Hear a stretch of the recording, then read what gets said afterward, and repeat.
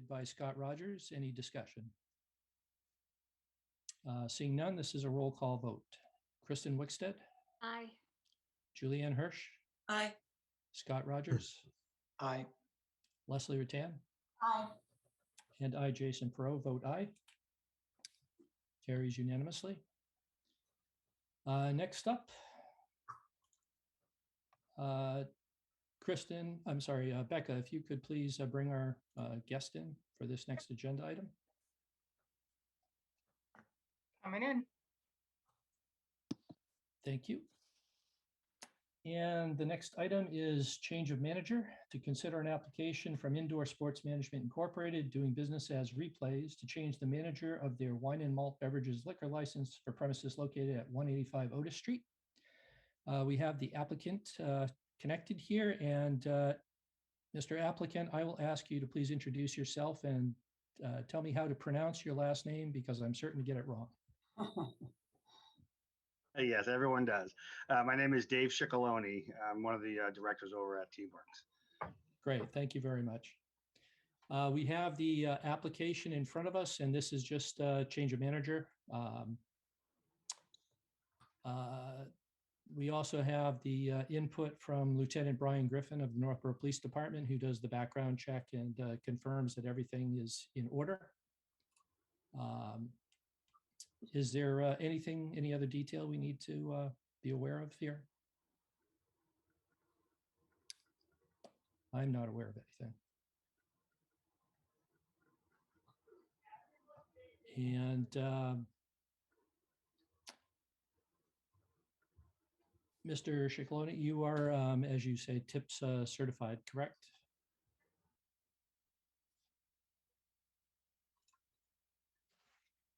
He's on mute, so I don't. I'm sorry, sir. Yeah, if you're responding. I'm sorry. Yes, that I am TIP certified. That is correct. Yeah. Okay, very good. Any questions by members of the board? Kristen Wickstead? So last time we did something like this, Officer Griffin was here and he had a couple of things to say. Can we see if Chief Liver has anything to say? Sure. Chief Liver, anything to add? Through the chair, I spoke with Brian Griffin, Lieutenant Griffin rather, and he advised me that he had no concerns. Okay, thank you, Chief. If there's no other questions, do I have a motion? I move the board vote to approve the application for a change of manager for the wine and malt beverages license for Indoor Sports Management, Inc., doing business as Replays for premises located at 185 Otis Street. Second. Moved by Kristen Wickstead, seconded by Leslie Rattan. Any further discussion? Seeing none, this is a roll call vote. Kristen Wickstead. Aye. Julianne Hirsch. Aye. Scott Rogers. Aye. Leslie Rattan. Aye. And I, Jason Perot, vote aye, so that carries unanimously. Mr. Ciccolone, I think I got that right.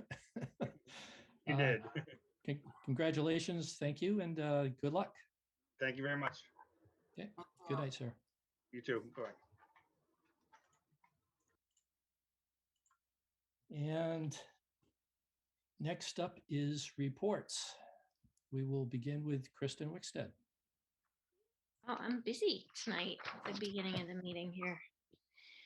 Okay, let me find my report. Oops.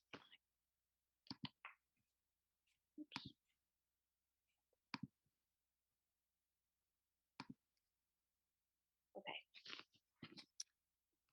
So unless you've been living in a cave, you will know that the new mascot at Algonquin Regional High School will be the Titans. Principal Mr. Bevan thanked the mascot study group as well as the group who considered the various mascot options, and of course the students at the high school who voted last week. It was a mouthful last year to cheer, "Go Algonquin!" So I'm looking forward to calling out, "Go Titans!" this year at Peter's volleyball games and whatever other events I go to. Go Titans sounds great. And I'm really looking forward to seeing what the students come up with for cheers themselves and for the mascot's costume. The Community Affairs Committee reports that Kindness Week and Kindness on the Common were both a big success. The committee thanks all the families who helped out with the luminarios. And as always, they thank the DPW and Scott Charpentier for clearing the ice off the common walkways. Evidently, it was like 2 inches thick right before the event or the day of the event. So they made it nice and safe for everybody. And Mitch Cohen took some nice drone photography that they'll be sharing. I think they have shared some of it.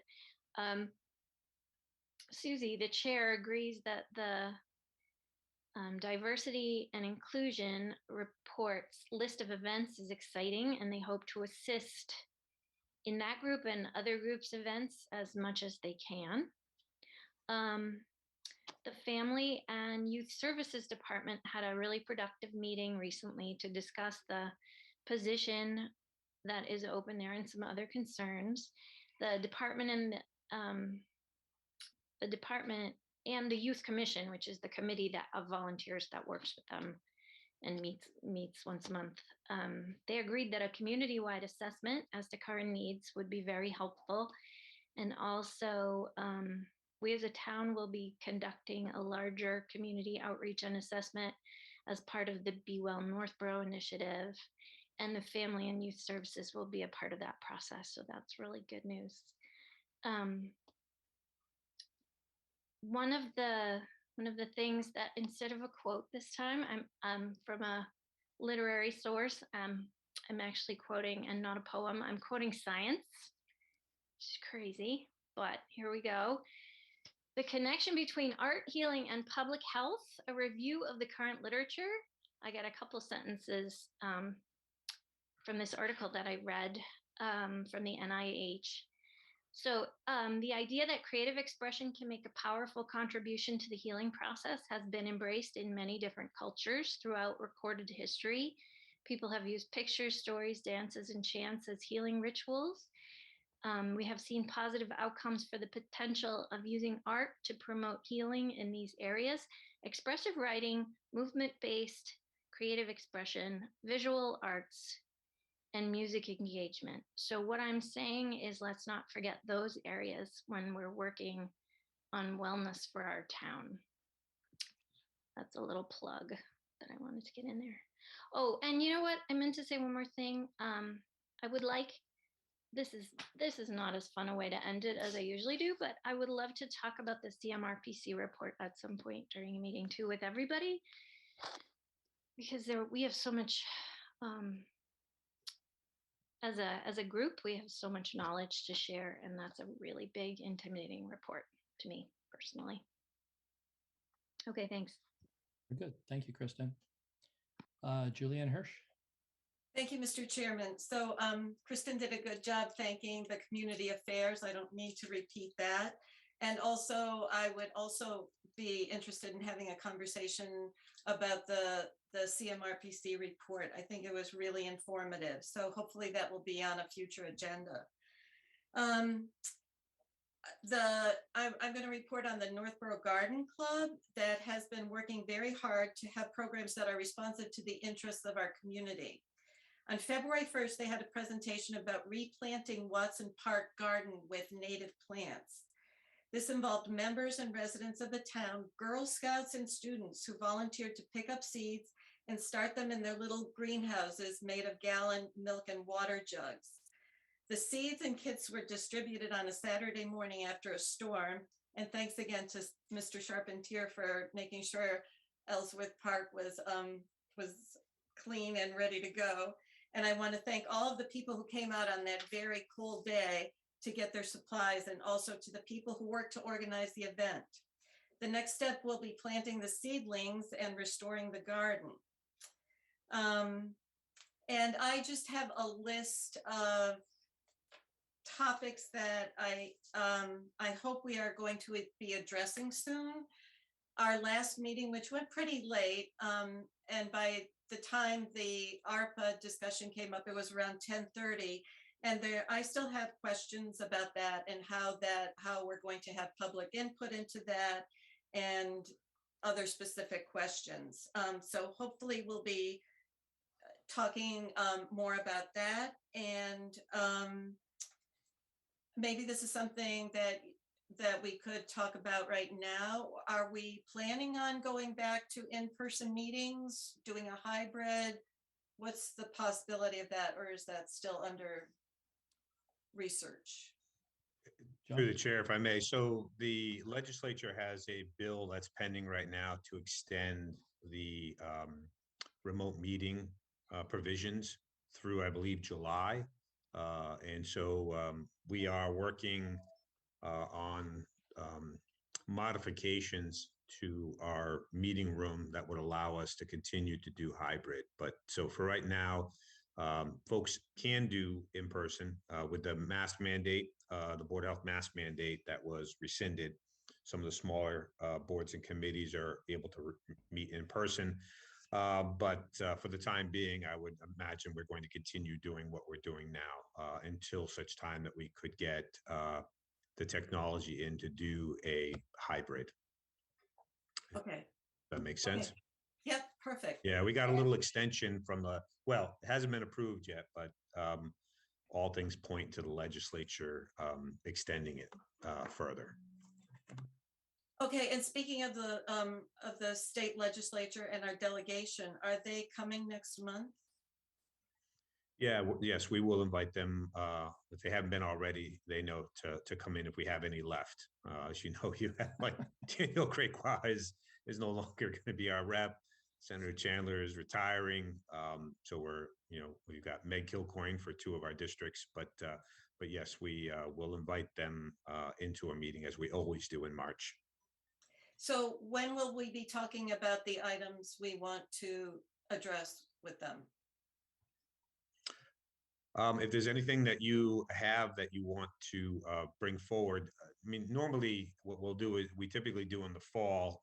In January, we will typically do a legislative priorities package. So we didn't do a formal process this year. So if there's things that the board would like to discuss, perhaps we'll put it on the agenda through the chair at your next meeting regarding items. I mean, there's some standard things that I think we're very heavily focused on, of course, items like our Chapter 90 infrastructure funding, SPED, circuit breaker funding, regional transportation. These are the big items that typically have a significant impact on the town of Northborough budgetarily. And then legislatively, we're watching a few bills that we're tracking, and really the big thing is waiting to see how some of the federal funding is going to flow through the Commonwealth, and that's really something that we don't know yet. So we have encouraged them through various feedback and through the MMA to put funding through existing programs and not create a whole slew of new programs. But again, they're going to do what they choose to, and we can give them our feedback. But we can have that discussion at the next board meeting if the chair would like. So. Thank you. Okay, and one more thing that I just want to clear up, and it's about resident emails. So it appears from what I receive that some get answered, some don't. I don't know if some get answered and we're all just not CC'd on it, but we don't want to get into a situation where we're all responding, because then it can be interpreted as a violation of open meeting laws, what I understand. So should we have some sort of policy that either the chair or the clerk or first come, first serve responds?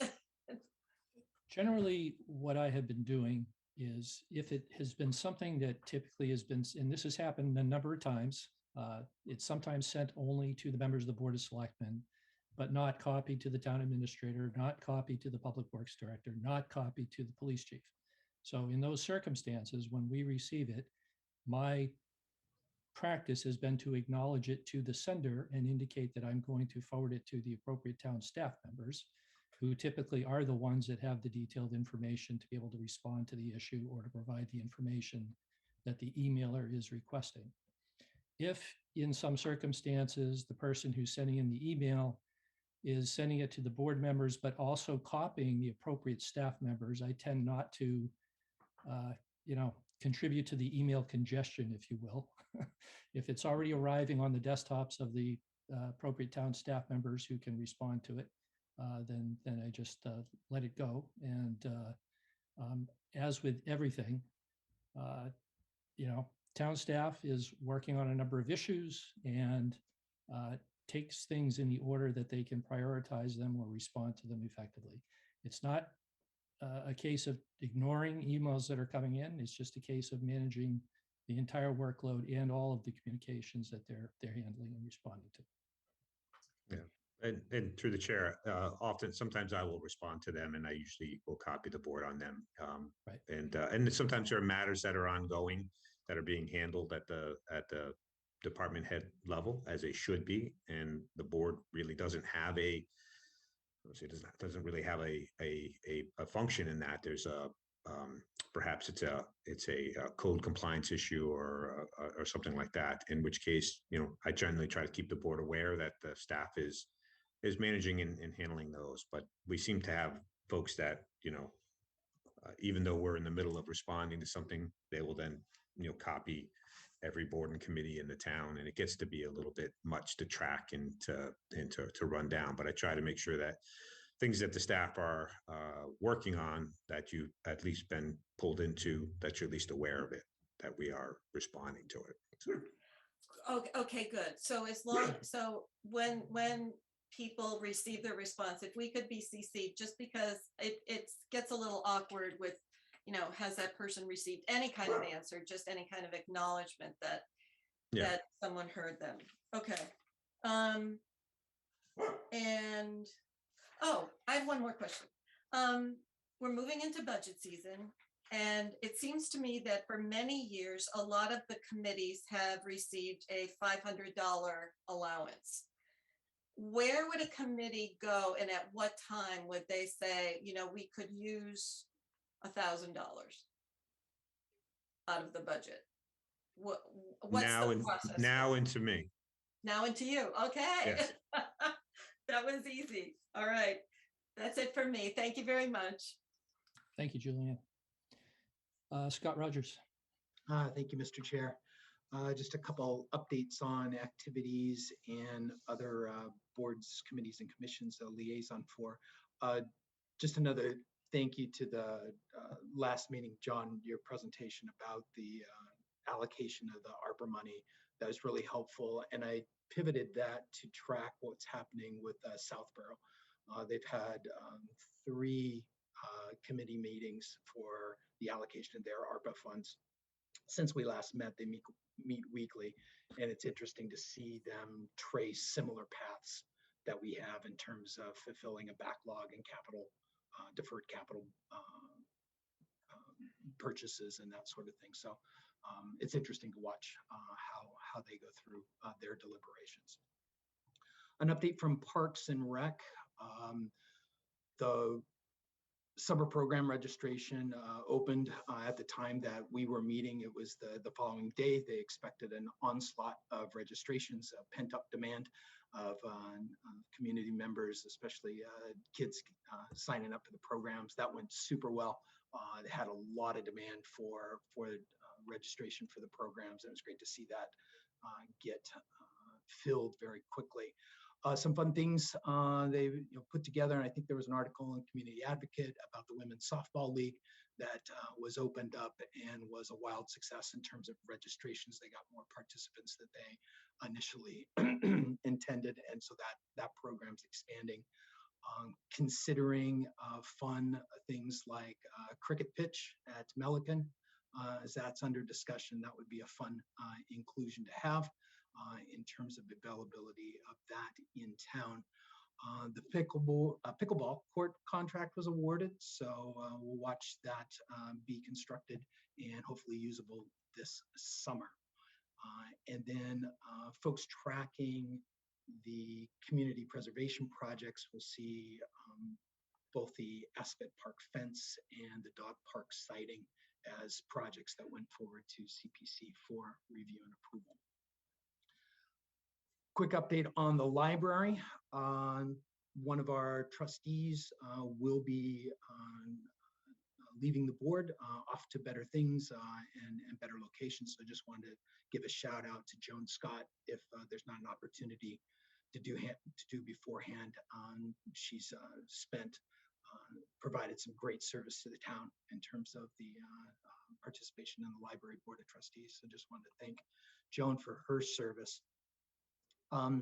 There's some, it was a good discussion, and I guess we'll have Jen Brunell in just a little bit here talking about other topics, but great discussion about the changing landscape with online streaming services and how that impacts the library. And so watch for some new availability of items in the Overdrive catalog and other services coming through the library as well to be able to get some of those modern streaming services. And then also within the library and in intersection with the Board of Health, using the library as the location for our under 5 vaccination clinic is a great idea to offer a fun and comfortable location for the littler ones in town to get their vaccination. So I thought that was a great idea between the library and the Board of Health. Quick update from open space. Similarly, taking projects ahead to community preservation. There were 3 projects on deck in terms of the walkway across the Aspet Bridge, viaduct, aqueduct, and excuse me, and the accessible trail around the senior center. The 3rd project coming out of open space would be general funding from conservation into the conservation fund to purchase open space, but then to jump ahead to the most recent Community Preservation Commission meeting as they reviewed those projects. We did the right thing and deferred that funding of that replenishing the conservation fund. So we'll go forward with looks like we'll go forward with just the trail and the aqueduct bridge. Then finally, just thanks to the police chief again for his report. It's always great to see those reports. We've got some sobering incidents maybe at the beginning of that report, but some heartwarming responses at the end of the report to see the good service and the feedback from the community on that. And then it's an opportunity to acknowledge and look forward to the hiring of our next female officer. And so best wishes to Melissa as she completes the prerequisites and goes off to the academy. And Chief, I don't know if you want to say anything. That it's my put you on the spot again to talk about those items if you could. Well, I try to put some lighthearted items at the end of my report. Like I'm just very happy and proud of the guys that took it upon themselves to shovel out a 90-year-old woman's driveway when her car was mercilessly stuck in the last snowstorm of significance. 2 of the guys went down there and actually shoveled the car out and got her going. So again, those are the sort of things that we encourage when we're not out doing other things. And I am actually really excited about and looking forward to having our potentially our first female police officer in over 22 years. And Melissa Lonigan, she's well through on her way through the process, and we just got to get her into an academy. So that's something that we're proud of because we've been trying to diversify the department considerably over the last 5 years. So thank you. Yeah, thanks, Chief. And that ends my report. Thank you. Thank you, Scott. Thank you, Chief, for that update. That particular item did catch my eye in light of our recent consideration of diversity and inclusion and everything. So that was a nice milestone. Leslie Rattan. And actually, I was going to mention something about the police department interviews. I just wanted to thank Chief for the opportunity. Very interesting process to sit through. And I just wanted to comment on the fact that all the applicants were extremely professional, prepared, very respectful, very courteous, and very interested in applying and doing a good job. So it's an interesting process to go through, and it's very difficult at the same time because there are a lot of really good people that come through. but I think it's very exciting as well. So I'm excited to see how this proceeds. So thank you very much for that.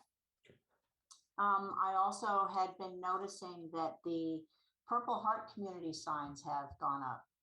And I wanted to ask Scott Charpentier if I'm assuming the DPW put those up, and I know from the Purple Heart ceremony that I believe Jason and I attended back in the summer at Route 135. It was Justin Souza who mentioned that there would be approximately 7 signs, I believe, going up around town. Is that correct? And did DPW install those? The Public Works did install them, and they're at all the portal roads into town. So yeah, they're all up and installed. It was a very nice ceremony. I was there, and we're happy to be able to put those up for the community. Yeah, thank you very much for doing that. They look great. And what's interesting is they're not huge signs, but they're definitely noticeable. They're tall and they're purple. Then I think it just looks nice. So they're very nice to see in those locations. So thank you very much to your department for putting those up. Welcome. Also, thanks to you for all the storm work. We've had Really? a lot going on lately. So, but they do a fabulous job, really. And the sidewalks get cleared so quickly. It's pretty amazing how well that gets handled with those machines. I see those, and a wonderful job. So thank you very much to you and your staff for that. Thank you. A lot of work. A lot of work. Also, I was going to mention as well, I actually asked John about the, going live for our meetings, or going in person, I should say. But I do agree that until we get the proper technology, that I think it's very important that we do what we're doing now, because having these meetings available on YouTube for people to watch, I think is very important. It makes it easy for people to catch up if they can't catch meetings live. It's a nice library of meetings that people can access at any time. So until we can, do things in a hybrid way, I think what we're doing now is great. So I'll be curious to see how that progresses as far as the ability to meet in person, yet provide, meeting information, the right meeting information for people. John, let's see. Oh, and the superintendent, was at a meeting with the superintendent last week, and he was happy to have finalized his budget at 3.46%. And it adds the positions I think that he feels are important. So I think that was acceptable to everyone. And John, I wanted to ask you too, if we could get an update on the fire station project. Now that the PNS has been signed, mitigation has been taken care of.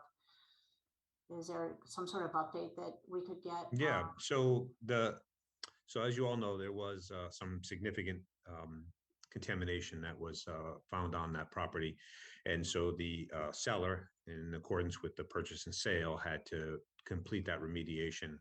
One of the requirements is that groundwater testing needs to take place, and there needs to be 2 quarters of groundwater testing before essentially the remediation is considered complete.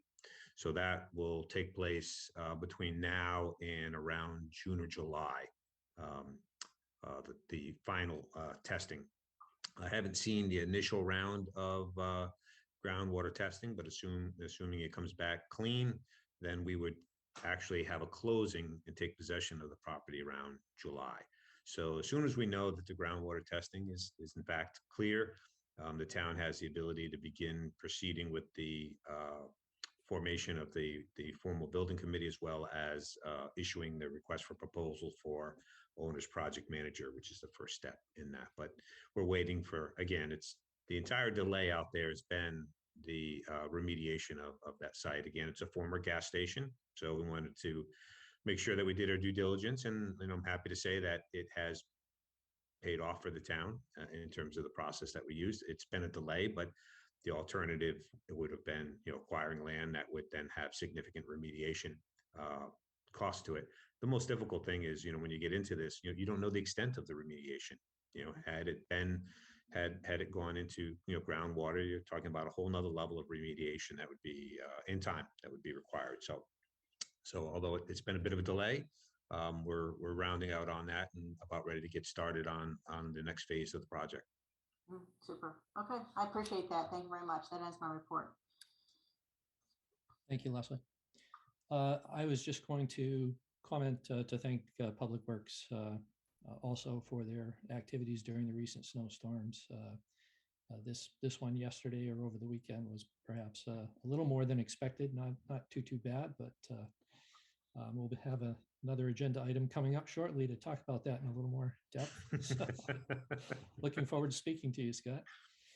And just to acknowledge the efforts of the Community Affairs Committee with the Kindness Week, something that fits into our kind of wellness initiatives that are also to be discussed a little further on our agenda tonight. So that concludes my report. John, anything to add?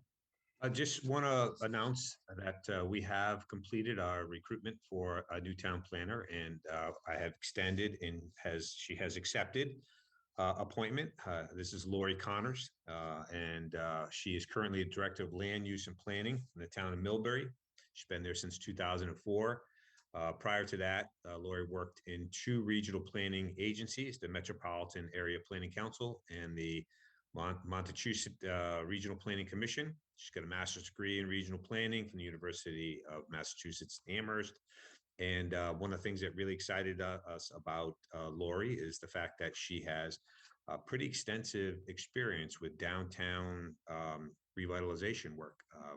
If I had to kind of lay it out, I'd say that the work that she's doing in her current community is about 2 or 3 years ahead of exactly what it is I think that we're looking to do in Northborough. So that experience with downtown revitalization projects, a lot of grant writing experience, as well as just good complete streets, green communities, all the programs that we have sort of rolling forward in Northborough.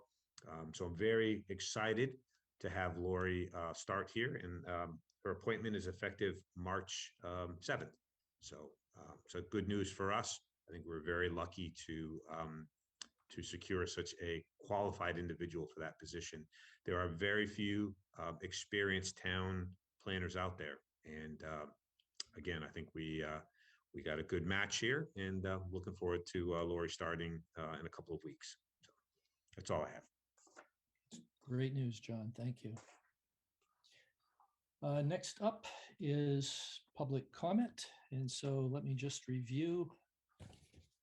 For public comment, if you're dialed in through the Zoom session, you can raise your hand. If you're connected by audio, and I don't see anyone at the moment, you can dial *9 to raise your hand. For anyone who wishes to comment, we will bring you in, ask you to first state your name and address, and then you'll have 3 minutes to present your comment. We do ask that people conduct themselves in a, got to go through the words here, respectful, professional, and constructive manner in presenting their concerns. So with that said, we can proceed. I have a hand up, and Lisa Maselli. Good evening and happy Valentine's Day to all. Thank you for the opportunity to speak. I'm a little bit at a lack of information tonight because I wasn't able to read the meeting packet. I couldn't find it today to be able to get some information in advance. So I apologize if I ask some questions that I may have known if I had been able to read it. A couple of things are coming after comments, so I'm going to make them before comments. The first one is the recommendation for the Diversity Committee. Was there going to be a public hearing to discuss this, or did that already happen? Will you make that decision tonight on whether or not you're going to establish that new advisory, or will you then again wait until you can have a public hearing on it? Because there are some questions I do have about the committee and what it does. And I don't know if you want to know what some of those might be now, or that you would have a public hearing on that. I don't know that we would have a public hearing. We've had the ad hoc committee go through over the last year and a half, couple of years to do their work and come forward with their recommendations. It's on our agenda tonight for consideration to establish a standing committee. The board, of course, will deliberate on that and make a decision on how they want to proceed. Okay, so with that in mind, then a couple of questions that I do have.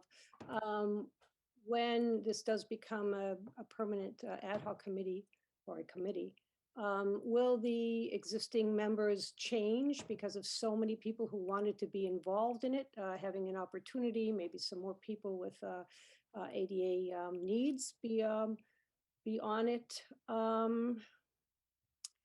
Who would be the selectman liaison for it? I had a question about them having a Facebook page. I think it's the only committee that has had a Facebook page, and I'm wondering if that's something that committees, ad hoc or advisory or whatever, should do. I'm on the design review committee, wondering if maybe the design review committee should have a Facebook awareness page. So that is some of the thoughts on that one subject. The second question I had was, a townwide wellness initiative, is that a committee or is that just a program that you're going to be doing? And will it have funding, and will it, where will that come Well, from? Rather than transact all this here in public comment, I think we'll just wait and go through when we reach those agenda items and provide all the information in detail we can about how we expect those to run.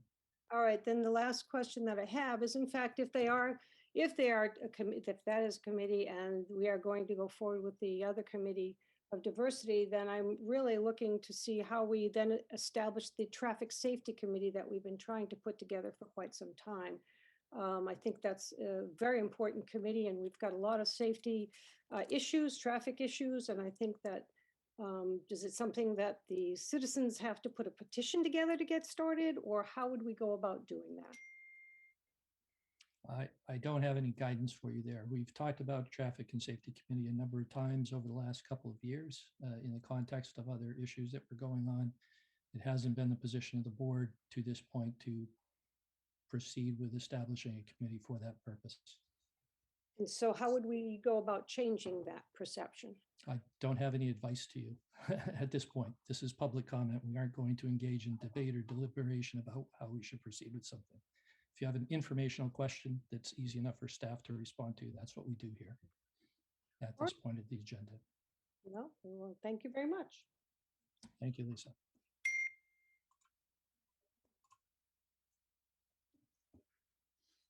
Anyone else for public comment?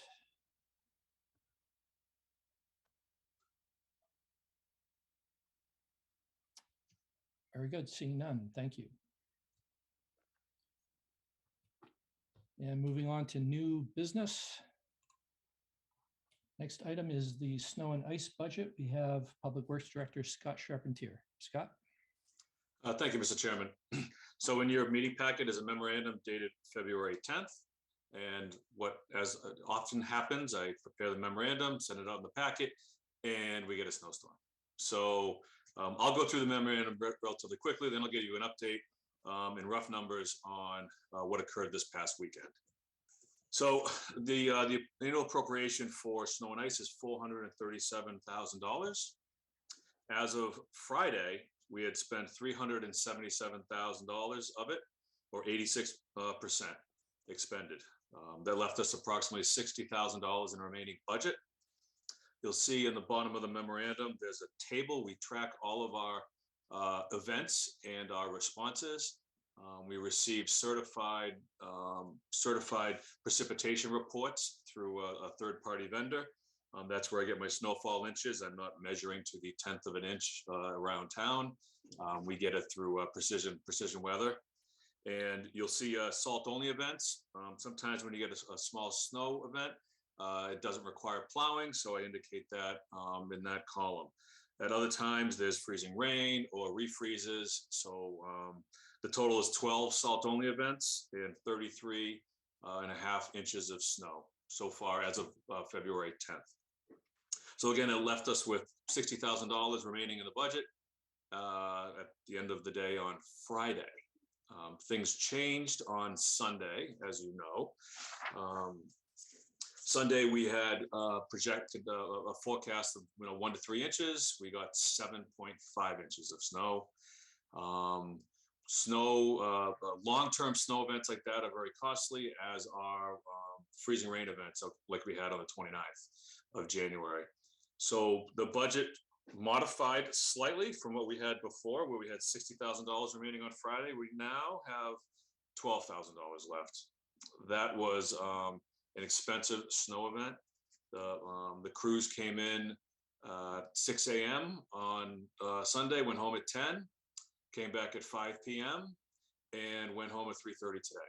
So it was a long drawn out event. They I'm sure they listened to the Super Bowl on the radios, but they certainly weren't home watching them with their friends and families.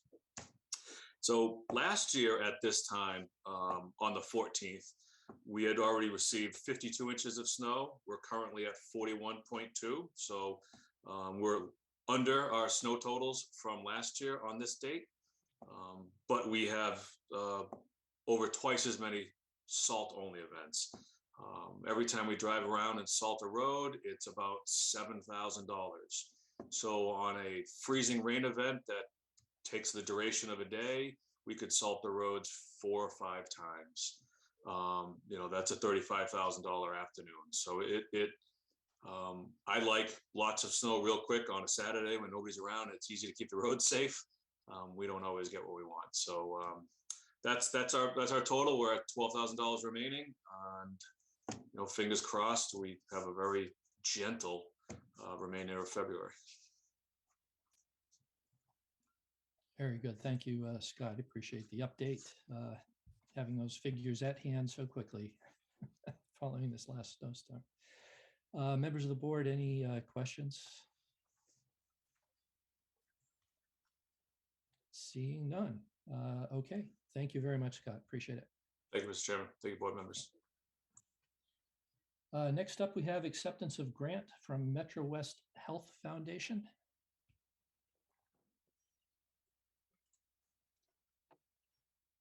And I believe we have Kristen Black, our health agent.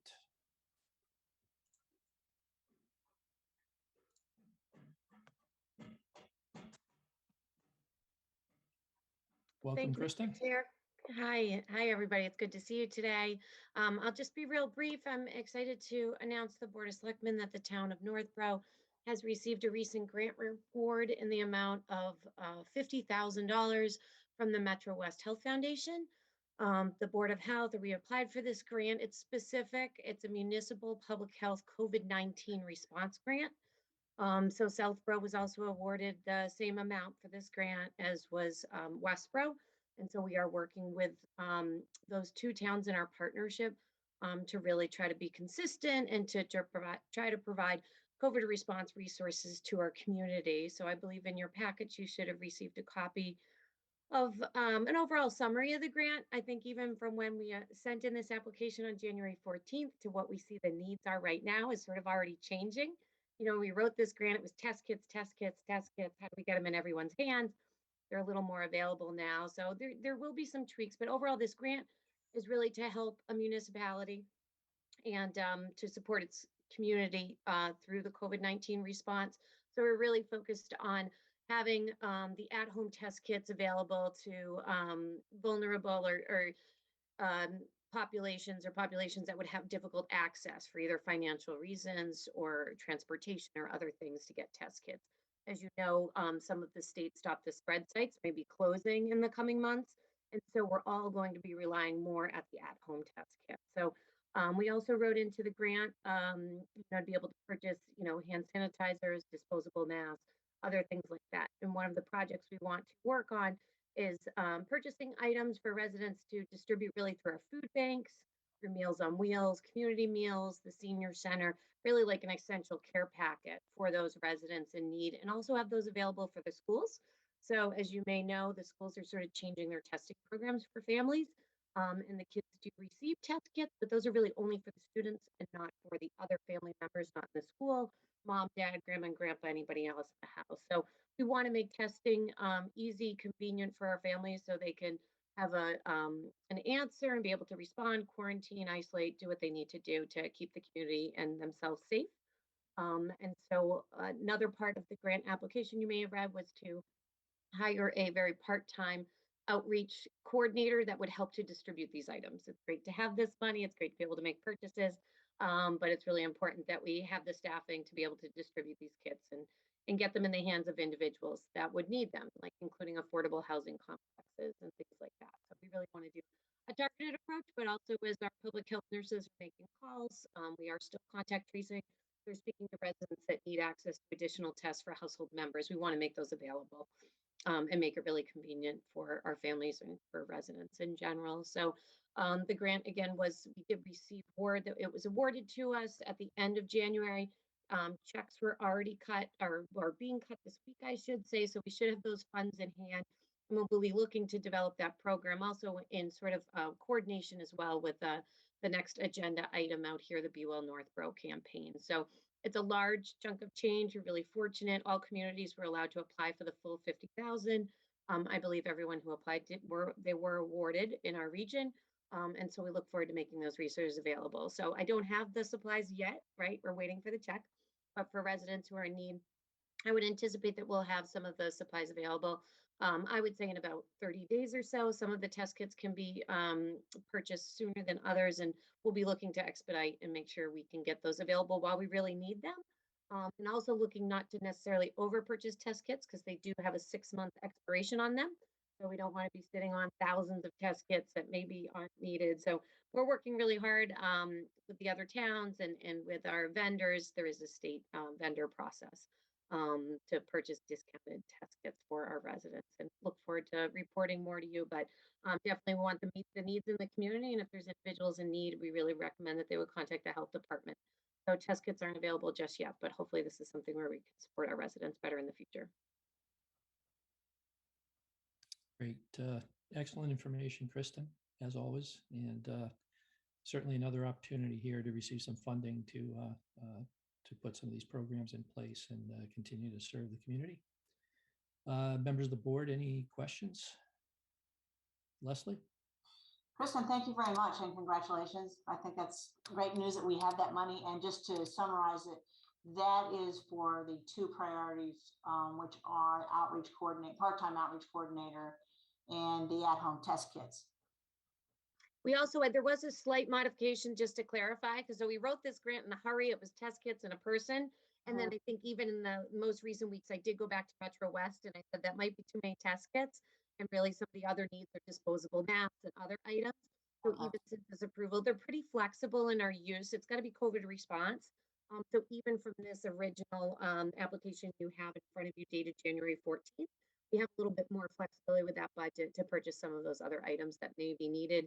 And we also are taking some anticipated unused grant funds from both the Public Health Excellence Grant and the Contact Tracing Grant to also sort of pool to be able to provide some of these additional resources as well. So we're going to be as creative as we can to make sure that the items are needed at the time and leveraging other grant dollars as well. So yeah, the application you see is very specific to kits and the outreach coordinator, but we've already looked to adapt that and have a little bit more flexibility in purchasing masks and other items that might be helpful. So as we move into this next phase of unmasking, you know, in our schools and in our town and other buildings over the coming months, we want to have high quality masks available for children and for adults if they're going to visit the library, you know, things like that.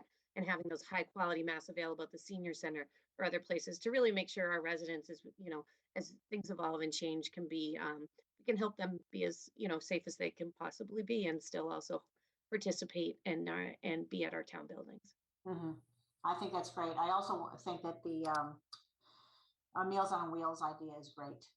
Using that as a vehicle, so to speak, to getting supplies to the seniors. So I think that's great. Thank you very much for all that work on that. Other board members? Scott Rogers? Yeah, thank you, Mr. Chair. And thank you, Kristen. Just a quick question about staffing the outreach coordinator. Is that the type of thing that you look to bring a new staff member on or allocate that time to an existing staff member, if it's even appropriate for you to answer that strategy question? No, I think it's a great question. We're looking to do it as a part-time position with like set hours in town hall, probably bringing on someone new, like a seasonal employee, just because it's such a short void a period of time to actually do that hiring. It's really, we're looking to get these resources out in the community in the next like 3 months. Hopefully there won't be that need. So I think I'll be working with the town administrator's office in Becca, and I'm seeing it more as a part-time, less than 19-hour a week part-time position that's seasonal. Yeah. Through the chair, if I may, think of it like a program we run in the rec department where you hire somebody to run the program for a temporary basis. So it would not be a permanent employee. This is something we're probably looking at 3, no more than 6 months, depending on how the time gets used under the grant. Great, thanks for those details. Appreciate it. Board members, any other questions or comments? Seeing none. Do I have a motion? Mr. Chairman, I move the board vote pursuant to Massachusetts General Law, Chapter 44, Section 53A, to accept funds from the Metrowest Health Foundation grant and to authorize the town administrator to expend such funds. Second. Moved by Julianne Hirsch, seconded by Scott Rogers. Any further discussion? Seeing none, this is a roll call vote. Kristen Wickstead, Aye. Julianne Hirsch, Aye. Scott Rogers, Aye. Leslie Rattan, Aye. and I, Jason Pro, vote aye. So that carries unanimously.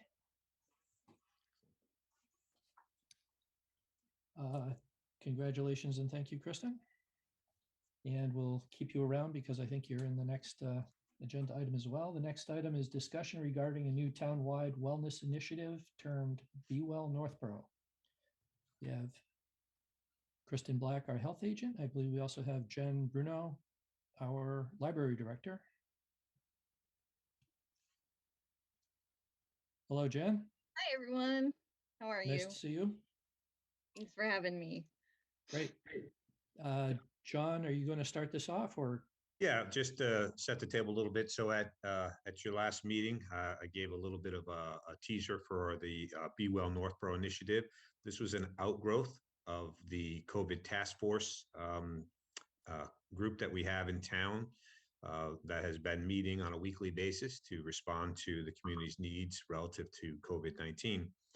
We spun off another group, broadened the scope a little bit, and had some conversations about potential needs in our community. As I mentioned at your last meeting, we spent a great deal of time doing outreach, and as far as Northborough through the pandemic, we did not have any difficulty taking care of housing security needs, food security needs, testing, vaccines, the basic things that folks needed. But in all the outreach, and I've mentioned, the multiple phone calls to the seniors that we made, the sense is just over time, the hardcore needs are being met and have been met throughout the pandemic.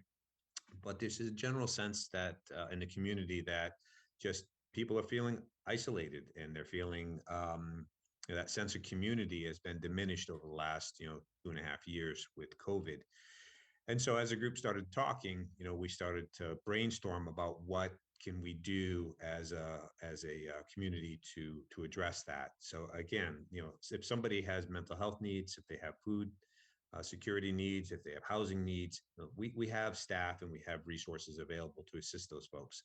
It's the larger aspect of the community, just in general, people feeling anxious and isolated and wanting that sense of community and connection. So I don't want to steal Jen and Kristen's thunder, but that was the buildup to the group. And then we had some really fantastic brainstorming sessions. And what you're about to hear tonight in terms of the presentation is the outgrowth of those discussions.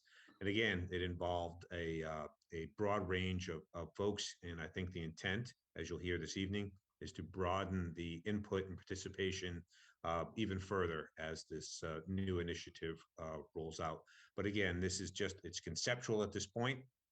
And again, I don't want to steal too much of their thunder, but I'm going to, through the chair, hand it over to Jen Bruno to kind of go through where we are with this initiative. Very good. Jen, please proceed. All right, I'm gonna share my screen here and bring up my, it's only 8 slides, I promise, and 2 of them are like intro slides. So it'll go pretty quickly. All right, and it's Valentine's Day, so you get a little heart on the intro screen. So thank you, John, for that great sort of introduction to the program. As he said, Be Well Northborough really is a collaborative health and wellness initiative to help the community recover from the pandemic. I think people are feeling not just isolation, but all of the offshoots that kind of stem from that. So burnout, stress, anxiety, depression, in some cases grief, and a lot of, just those negative things that kind of come up after 2 years of kind of not being engaged with the community the way that we're all used to. So that Be Well Northborough really tries to address that.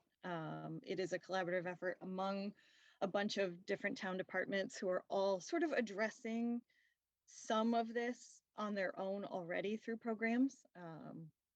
This is a more proactive way to address those concerns in our community, connecting people with the resources that are already existing, and to bring awareness to all of the different events that people can participate in and all the different ways that they can start to really re-engage with the community after so many months of isolation and sort of in and out with the pandemic. So this is really an interdepartmental task force, and these are the members that we have.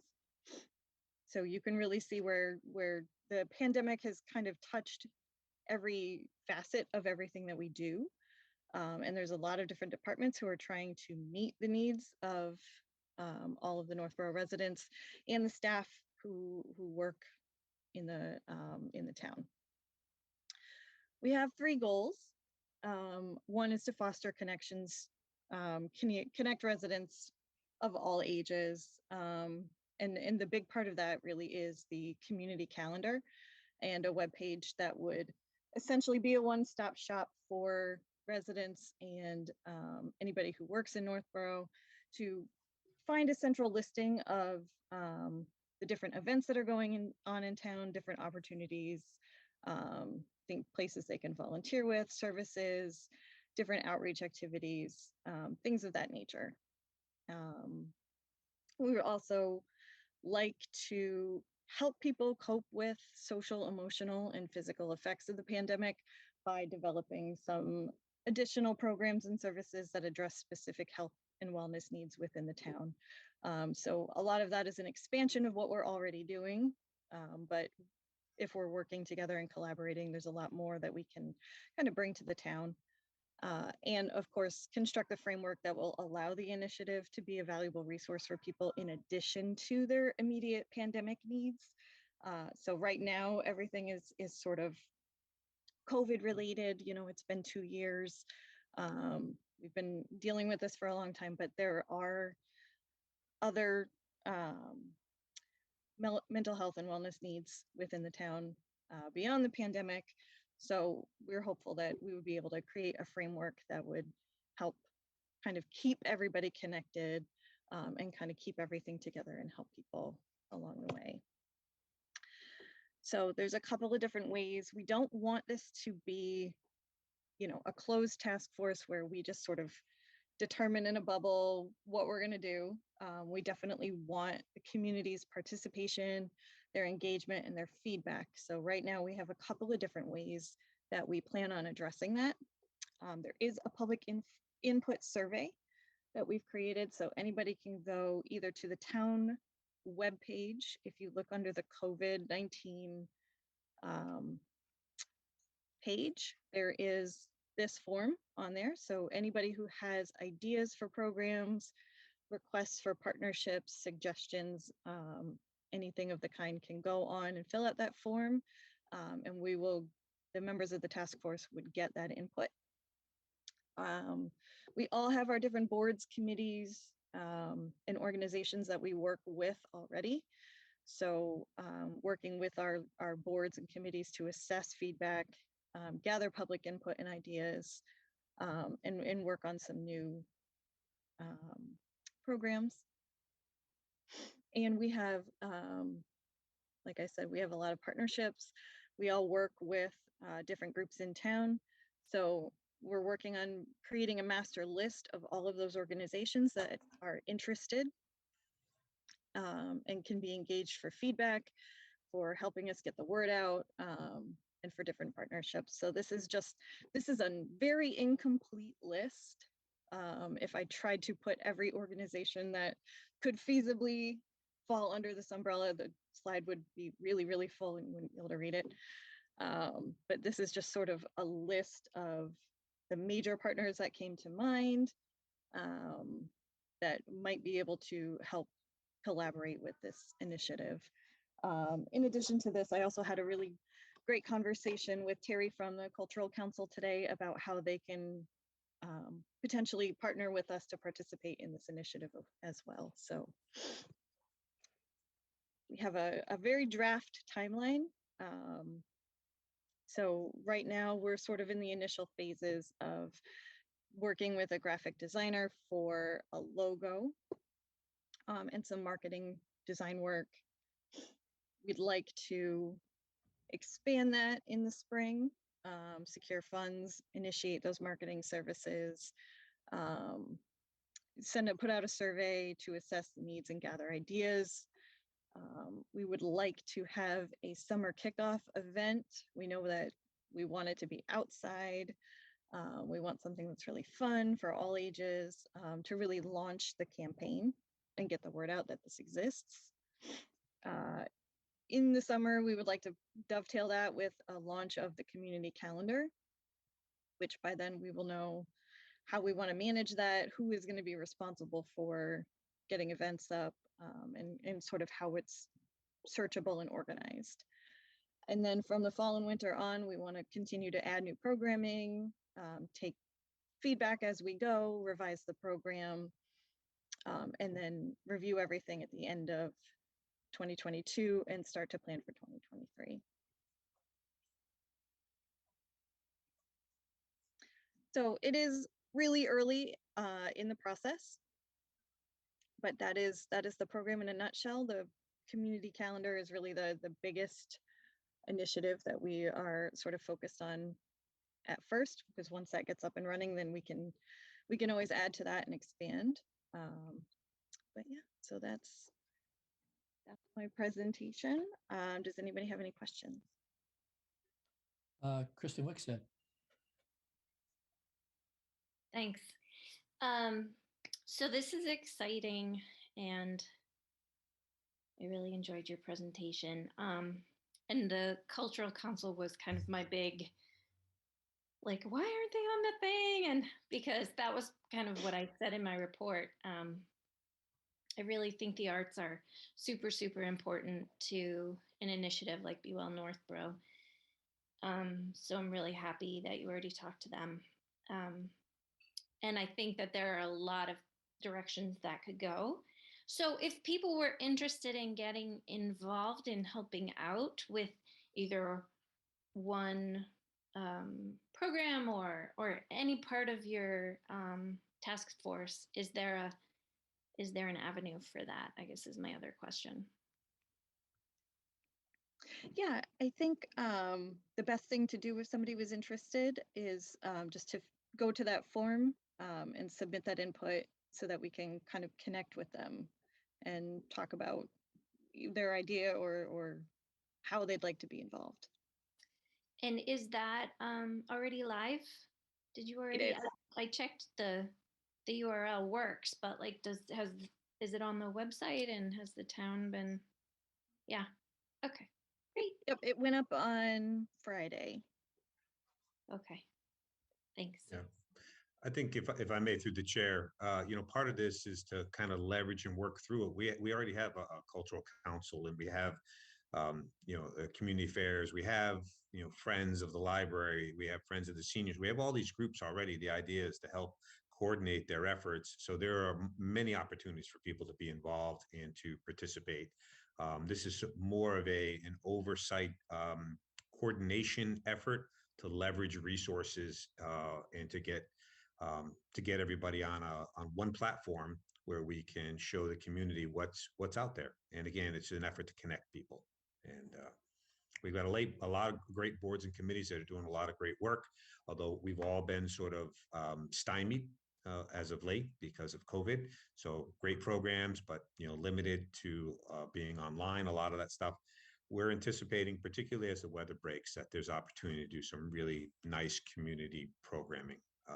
And the arts is a big piece of it. We mentioned the task force had a lot of time talking about the concept is, this isn't just for those who are most in need or at risk. We have a lot of resources and programs and availability for those folks for anybody who needs it, right? If you're experiencing mental health issues, we have programs and resources for you. This is it's that, but it's bigger for the community. It's really that sense of isolation we're trying to get to the root of.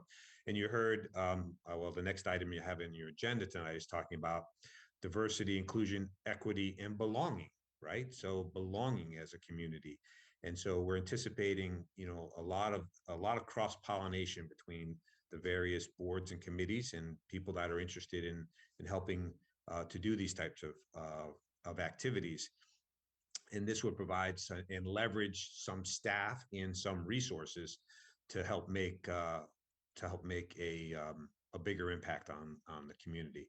Because again, we spent so much time talking as staff and talking with our boards and committees that, this is the feedback that we're getting from folks is, in a good year, people always want community events and programs and that sense of connectedness. They're starving for it now with COVID. And so this is, a push and Kristen had identified an individual that we're working with to create, as Jen said, a logo. So there'll be a whole marketing campaign. We've had somebody had mentioned, actually Kristen at the Family Services Committee meeting about the marketing team at the high school maybe being involved and to help marketing this. So, this part of it is the activity itself of getting people involved. There's value in and of the planning of these activities. So, but the excitement, I have to say, the group just started spitballing ideas, and there's a real great sense of excitement and enthusiasm for this.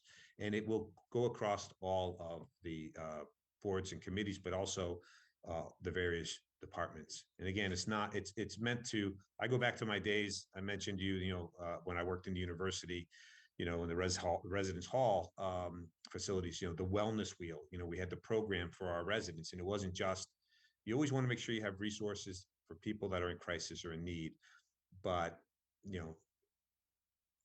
the sense of belonging and the sense of community is really, I think right now, what people are absolutely desperate for. So that's the crux of really what we're trying to get to here. Terrific. And Leslie. Yeah, I just wanted to thank Jen and Kristen and John for your presentation at the last meeting. I think this is really a great endeavor for our town, and I think it'll just add to the wonderful things that Northborough has to offer. And I do think it's great that we're asking for public input. And if they can get in there and also say, yeah, I'm interested in helping, that way you can log those people in and they give their contact information. So I think that's wonderful. So thank you very much. I appreciate the information.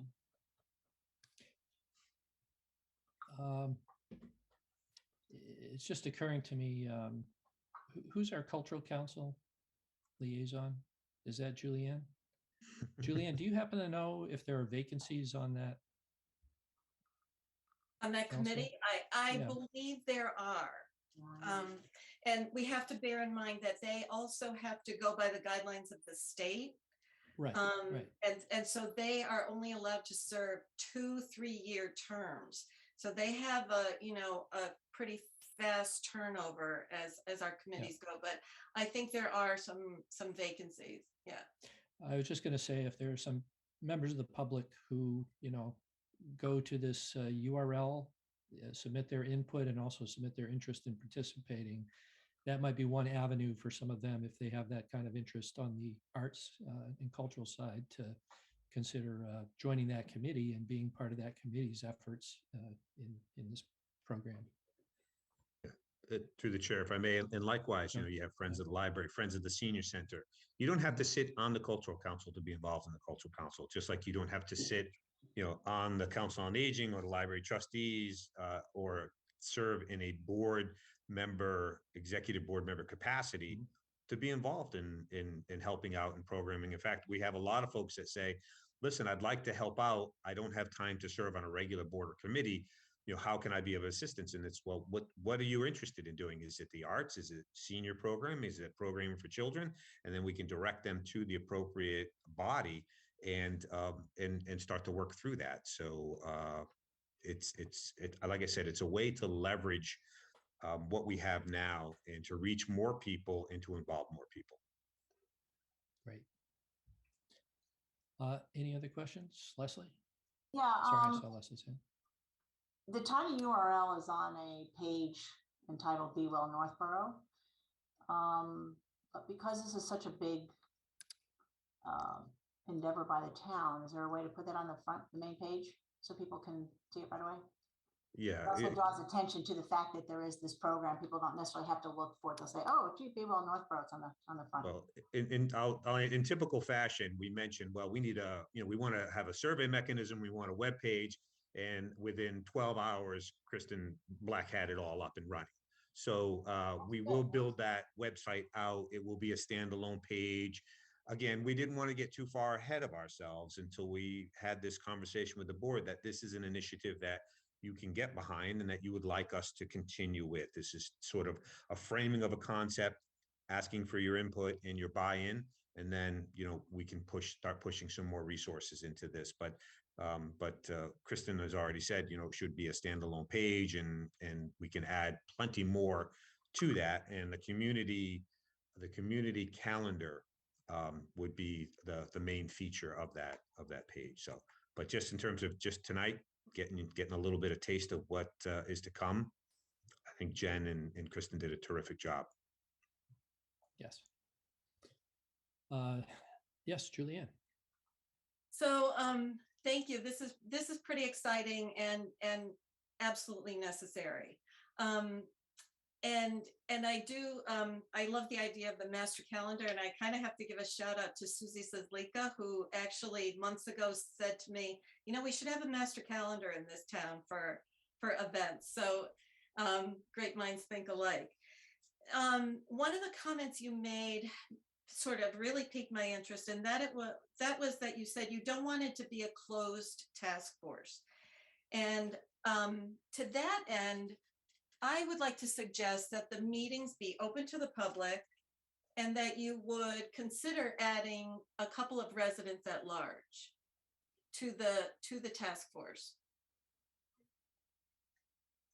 Well, if I can respond to that, you know, part of the concept here was trying to keep it a group that can move quickly and to work through all the other existing boards and committees that are already out there, and not necessarily create a whole nother board or committee that would then have to follow all of the postings and have to go through that process. The idea is we have staff that typically is being our liaison to the various boards and committees now.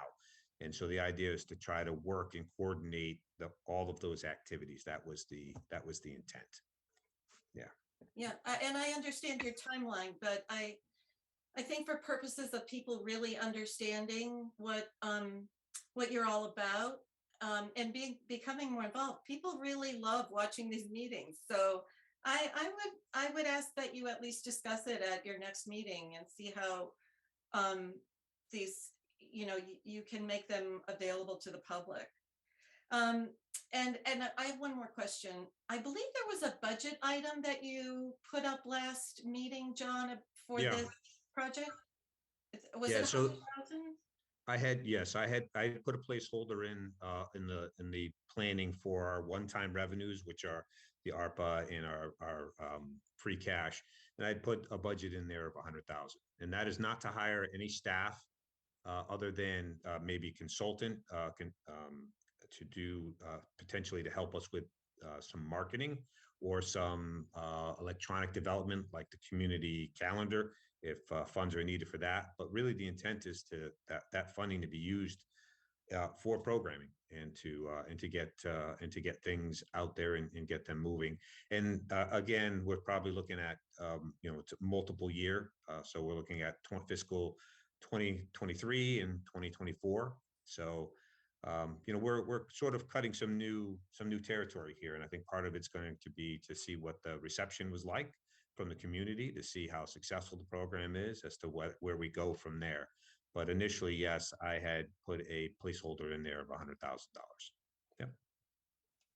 Okay, and that was going to be my question. So it's for multiple years potentially. Yeah, initially we're thinking the 2 years that ARPA spans, which is really 23, 24. But again, it depends on the level of interest and the type of programming that we do. But that again is just an initial budget. Yep. Okay, thank you. Sure. Thank you, Julian. Any other questions, board members? Seeing none. Jen and Kristen, thank you both very much. And to all the members of the task force who have been involved in kind of developing this idea and getting ourselves positioned to move forward with it and launch it. So thank you very much. Thank you. Good night. Thanks, Jen. Thanks, Kristen. All right, thank you.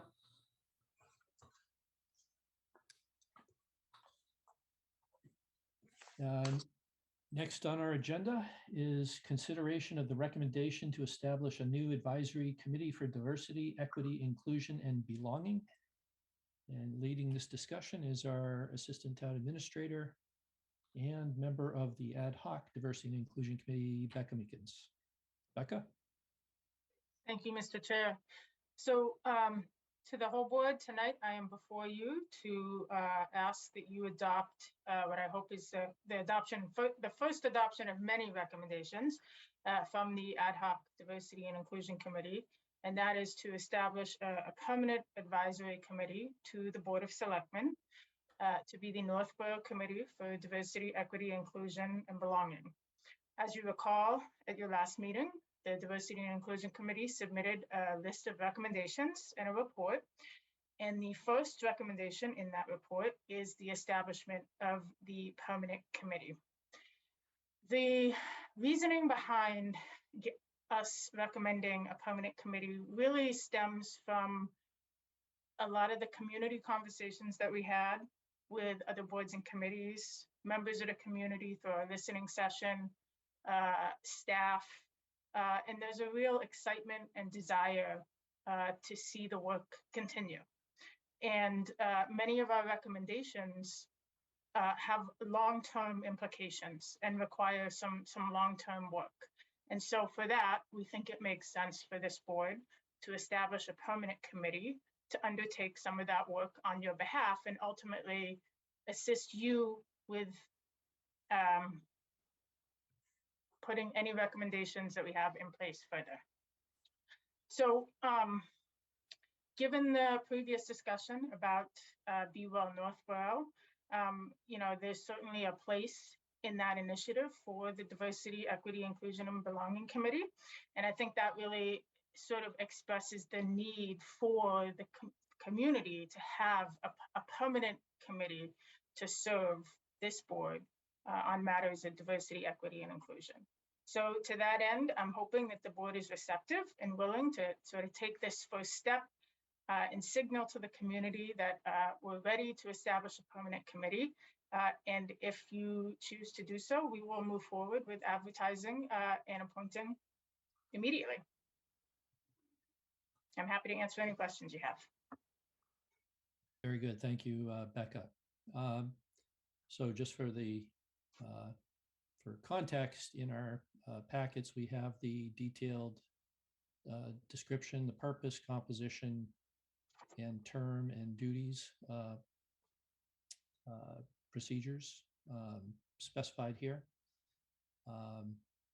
The composition of the committee is proposed to be 9 voting members voting membership to include the town administrator or his or her designee, a representative from the school department's Coalition for Equity, a representative from the Council on Aging or their designee, and 6 members of the public, at-large members.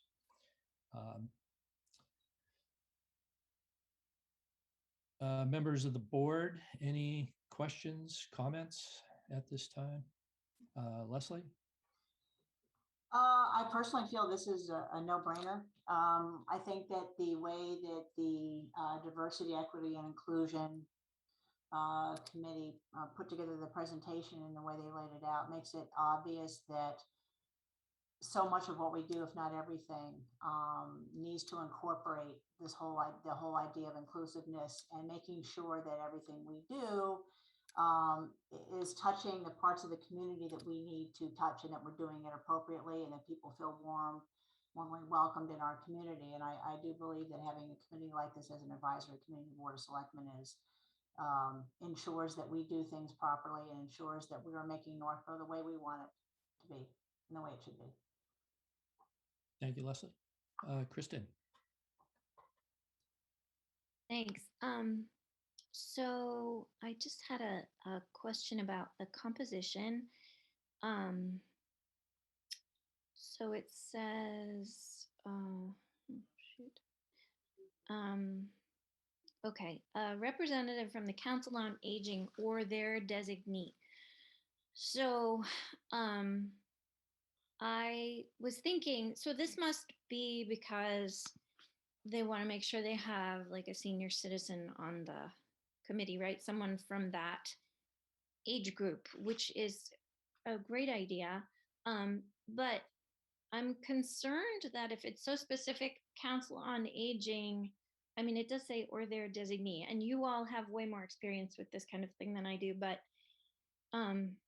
first of all, senior citizens tend to be retired, and I think, well, the ones that I've chatted with in town don't want to get too involved on too many committees. So if you're already on the Council on Aging, you might not want another committee job. So especially like a 3-year term on another committee job. So would it make more sense for us to say, like just wording wise, to just say a senior citizen? Is that okay to say? I feel like it's okay to say. And that way you get a much broader group of people. And it's a little more general, and it might be open to more people also, rather than having to have the Council on Aging either pick one of their own or decide who's going to be on it. You know what I'm saying? Does that make sense? I see the point. Yeah, Becca, do you want to? Yeah, sure. Well, I think that's a valid point. I will say that one of the reasons that we targeted, I don't know if that's the right word, but chose the Council on Aging to have a representative, it's twofold. But one is, the Council on Aging is sort of the policy making body for the senior center. And so they drive a lot of the programming that happens up at the senior center. And sort of having a pulse on that, we felt like was important for the Diversity and Inclusion Committee for all seniors in town. They have a connection to the ASAP in our area, which is Bay Path Elder Services. They have connections to resources. So we felt like it was really important to have that connection to the senior center specifically and to that population. I don't think there's anything stopping this board from, trying to fill one of the 6 at-large seats with just a senior citizen of the town.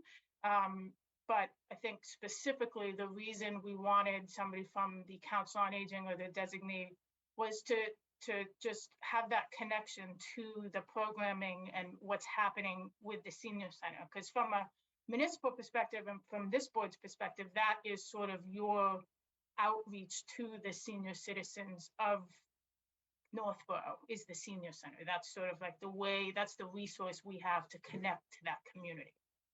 Does that make sense? So could we word it like a designee from by the Council on Aging, and that way it's so they can designate somebody who's on the council or they can designate somebody else, but it doesn't have to be quite so specific. I don't know, that wording just makes me feel like they're gonna feel like they have to pick somebody No, on the council. If as I a- may, I think it's very clear to give them, if you have somebody on the Council on Aging that really has a burning desire to participate, it gives them the first pass at it. Otherwise, more than likely what will happen is they'll go through their own interview and selection process and designate somebody to represent them on the committee. It doesn't have to be a Council on Aging member. So that Right. language about or designee, that's pretty standard.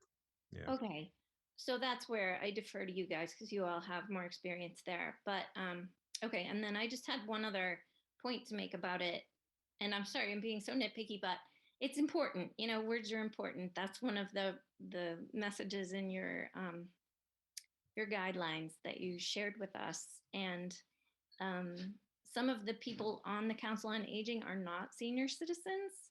So that was another thing that I just thought, well, that's sort of missing the point. Like, yeah, it would be somebody who ideally would have the pulse of what's going on at the senior center. But what if it was somebody in their 40s who's on the Council on Aging who doesn't really pay that much attention to the senior center and is just on the committee? Like, I just am trying to be careful here that you get the person you want.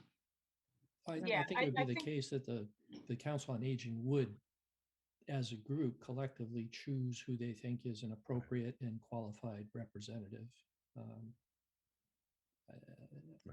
Becca, if you have any more No, that clarification I to was just provide. gonna say, I think that the proper terminology is probably the aging population, not necessarily senior Mhm. citizens. I know that that's a term that not everyone prefers, and I understand that. So I would probably pivot and say I should have used the term aging population, but that really is the focus of the Council on Aging, is sort of, how to support the aging population and or people with disabilities who they also serve, which is another important population that we want to, that we want included in this endeavor, certainly. Are you all set, Kristen? Okay. Other board members, any questions? Julia? Yeah, so I also might be getting a little nitpicky, but so I think that this committee has done an amazing amount of work, and intentions are obviously very good and heartfelt. But I just want to make sure that from this point on, we're very sure about what we're signing on for. So tonight, if we vote to have this committee be a permanent committee, does that mean that we have accepted the entire report that we got at our last meeting? No. No, it just means The formation of this committee is one of the several recommendations. We're only acting on this one recommendation tonight. So at some point, we will be able to go over that report? Or how will that work? I imagine we will, it seems like a lot to try to grapple with the entirety of the recommendations in one meeting when any one of those potentially could, involve quite a bit of discussion and debate. So we're kind of taking them piecemeal at this point. And at our last meeting, when this was presented to us, the recommendation of the ad hoc committee was the first and most important thing they think needs to be accomplished as quickly as possible is consideration of forming this permanent committee. So that is the specific recommendation we're looking at this evening. Okay, and you do plan to go over the report at some point, because I do have a lot of questions about that. Sure. I mean, I think we're going to expect to take up each of the recommendations over a succession of our meetings. Unless you're asking whether we need a topic just to go through the entire report. And No, I just want to make sure that that by with our vote tonight, it doesn't automatically mean that we're accepting the 17-page report that we got at our last meeting. The only thing that our action tonight does is determine whether or not we're establishing a permanent committee. It doesn't have any bearing on any of the other recommendations that we received in the report. Yeah. Okay, and then just one more question. Where you outline the duties, those are, some of them are like interventions, right? Like recommend programs, activities, events, initiatives. Will there be some sort of evaluation process after the events or interventions that you institute? I'm sorry, did you say evaluation process? Right, right. Like, to determine, well, this worked well, this could have been done better, that sort of discussion. Is your vision that after some of the things that you institute, whether it's, let's see, activities, events, initiatives,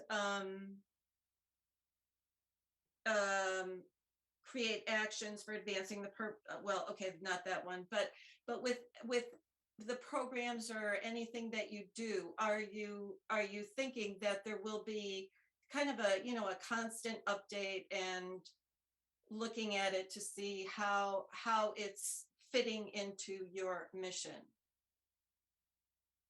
Yeah, absolutely. I mean, I guess debriefing or, those conversations were happening constantly while the ad hoc committee was meeting. We would have one meeting where we would meet with people, and then at the next meeting we would talk about the meeting and how it went and what we thought about it. And that was sort of our process and how we got to the 17 pages of recommendations that you all have. And so I very much envision, the permanent committee operating in a very similar fashion. Absolutely. Okay, great. All right, that's it for me. Thank you, Julianne. Any other questions, comments from the board? I would just like to say that once again, I certainly appreciate all the work of the ad hoc committee to go through their very comprehensive and detailed set of recommendations. It isn't 3 paragraphs on one side of one sheet of paper, and so we aren't going to be able to undertake all of it in one big gulp, but this is certainly an important step and kind of provides the continuity and the continuing operation for the other activities that we have queued up here. And I certainly think there's a lot of benefit to taking this step tonight and then proceeding to follow up with some of the other recommendations at our next meetings. If there's, let me ask, do I have a motion? Yes, Mr. Chair. I move the board vote to establish a permanent advisory committee to the Board of Selectmen to be known as the Committee for Diversity, Equity, Inclusion, and Belonging. The purpose of the committee is to promote, embrace, and support the cultural enrichment of Northborough's diverse population as a core value of the community. The community shall consist of 9 voting members. Voting membership shall include the town administrator or their designee, a representative from the school department's Coalition for Equity, a representative from the Council on Aging or their designee, and 6 at-large citizen members. The Coalition for Equity member must be a Northborough resident. Second. Moved by Scott Rogers, seconded by Leslie Rattan. Any further discussion? Seeing none, this is a roll call vote. Kristen Wickstead. Aye. Julianne Hirsch. Aye. Scott Rogers. Aye. Leslie Rattan. Aye. And I, Jason Pro, vote aye. Carries unanimously. We have a committee. So Becca, thank you very much for all of your work along this line. And I guess now you have more work to do to begin recruiting for the committee. So thank you. Appreciate all the work here. And once again, pass along thanks to the ad hoc D&I committee members for kind of setting the table for all of this and providing the path for us to continue down here. Next up on the agenda is recommendations for appointment to the Community Affairs Committee. Do I have a motion? Yes, Mr. Chair, I move the board vote to appoint Shayla Ledrus to the Community Affairs Committee for a partial 2-year term to expire on April 30th, 2023, as recommended by the interview committee. Second. Moved by Leslie Rattan, seconded by Scott Rogers. Any discussion? I have Leslie first. I just want to thank all the applicants. That's a very difficult committee to then discuss everyone in open session. It's hard because everyone's a good candidate and it's sometimes you're splitting hairs, but I just want to thank all the people who applied for this position, and we hope that anyone not selected will actually attend the meetings of the Community Affairs Committee, because they have a lot going on. They do a lot of projects, they have a lot of initiatives, and they can always use the help. And a lot of the people that we interviewed said they would love to attend the meetings, not necessarily feel like they have to be an official member anyway. So I think that should work out great. So I want to thank them very much. All right, thank you, Leslie. Scott, did you have something more? Yeah, so just echoing what Leslie said about, it's great to see the candidates come forward. And so this is an opportunity as we're talking about appointments to boards and committees. We have on the order of 15 open positions right now across the community affairs like we just filled, but Council on Aging, Cultural Council, Financial Planning, Historic District, Library Trustees, Municipal Code and Bylaw, Registrar Board, Scholarship Committee, and Trails Committee. So quite a diverse, quite a range of boards and committees and commissions that folks, if they're interested, we have open vacancies right now, as well as I think there was town news about the reappointments that happen at the end of, as we have these staggering terms for appointments as well. So lots of opportunities. If you're willing to be work as one of the members, or I think as even John mentioned, that if you just want to be involved, contact those committees to see where you can help out. Thank you. Thank you, Scott. Anything further? Seeing nothing more, this is a roll call vote. Kristen Wickstead. Aye. Julian Hirsch. Aye. Scott Rogers. Aye. Leslie Rattan. Aye. And I, Jason Pro, vote aye. So congratulations to our new Community Affairs Committee member. And Leslie, what was the name again? We don't have it on our agenda. Shayla, Shehla, and then Eledrus, Eledroos. Very good. Congratulations, Shayla. Next up is execution of cemetery deed 1140. Do I have a motion? Mr. Chairman, I move the board vote to execute cemetery deed 1140. Second. Moved by Kristen Wickstead, seconded by Scott Rogers. This is a roll call vote. Kristen Wickstead. Aye. Julian Hirsch. Aye. Leslie Rattan. Aye. Got you out of order. Okay. Leslie Rattan.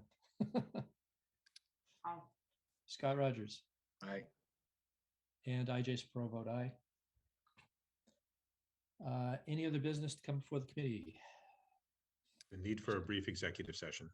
Executive session. So the executive session pursuant to Mass General Law, Chapter 30A, Section 21, Subsection 3, collective bargaining strategy and planning. Due to the chair's determination that a discussion regarding this matter in an open meeting may have a detrimental effect on the position of the board. Do I have a motion? Mr. Chairman, I move the board vote to enter into executive session pursuant to Massachusetts General Law, Chapter 30A, Section 21, Subsection 3, collective bargaining strategy planning, due to the chair's determination that a discussion regarding this matter in an open meeting may have a detrimental effect on the position of the board. Second. Moved by Julianne Hirsch, seconded by Scott Rogers. Any discussion? Seeing none, this is a roll call vote. Kristen Wickstead. Aye. Julianne Hirsch, Aye. Scott Rogers, Aye. Leslie Ratan, Aye. and I, Jason Perot, vote aye.